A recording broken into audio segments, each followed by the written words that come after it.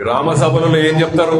వాళ్ళు వచ్చి మీ ఊరికి ఇల్లు వస్తున్నాయి, రేషన్ కార్డులు వస్తున్నాయి, రైతు కూలీలకు ఇవి వస్తున్నాయి, అవి వస్తున్నాయి అని చెప్తారు, అంతవరకే.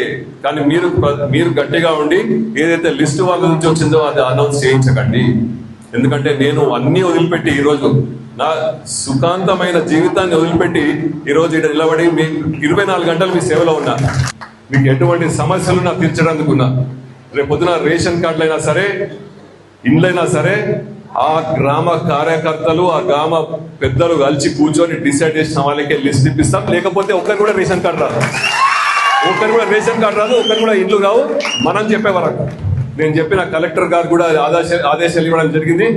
మన మంత్రి ఇన్ఛార్జ్ మంత్రి దామోదర్ రాజనరసింహ గారు చెప్పిండ్రు, ఎమ్మెల్యే దగ్గర పోతుంది లిస్టు, ఎమ్మెల్యే వాళ్ళ టిక్కు పెట్టిన తర్వాతనే ఆ ఒక లిస్టు రిలీజ్ అవుతుందని చెప్పడం జరిగింది. నేను డిపిఓకి చెప్పిన, అడిషనల్ కలెక్టర్ చెప్పిన, ఇన్ఛార్జ్ కలెక్టర్ గారు చెప్పిన, ఇటువంటి లిస్టులో మీరు బయట పెట్టి రిలీజ్ చేయకండి, రిలీజ్ చేస్తే బాగుండదని హెచ్చరించడం జరిగింది.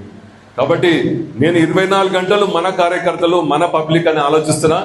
మీరు కూడా ఇవన్నీ దృష్టి పెట్టుకొని రేపు రాబోయే ఎలక్షన్లో సర్పంచ్ అయినా సరే, ఎంపీటీసీ అయినా సరే, జెడ్పీటీసీ అయినా సరే, మనం కైవసం చేసుకోకపోతే ఇబ్బందులు ఉంటాయి. మొన్నటిదాకా మీరు నా కోసం కష్టపడ్డారు, మొన్న సంవత్సరం కింద ఎలక్షన్లో.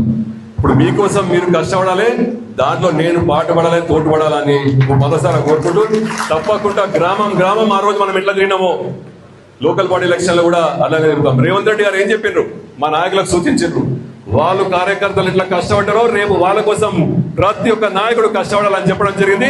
అదే విధంగా మేము కష్టపడతామని మీ అందరికీ సమాధానం చెప్తున్నా. మీరు ఎటువంటి అపోహలు పెట్టుకోకండి. మీరు ఈ మధ్య టీఆర్ఎస్ తక్కువైంది, మనది ఎక్కువైంది అని చాలా మంది అంటున్నారు స్టేజ్ మీద.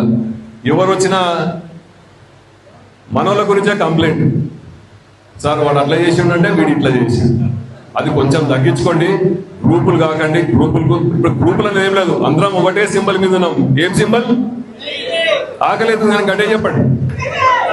చేయి గుర్తు మీద ఉన్నాం మనం అందరం.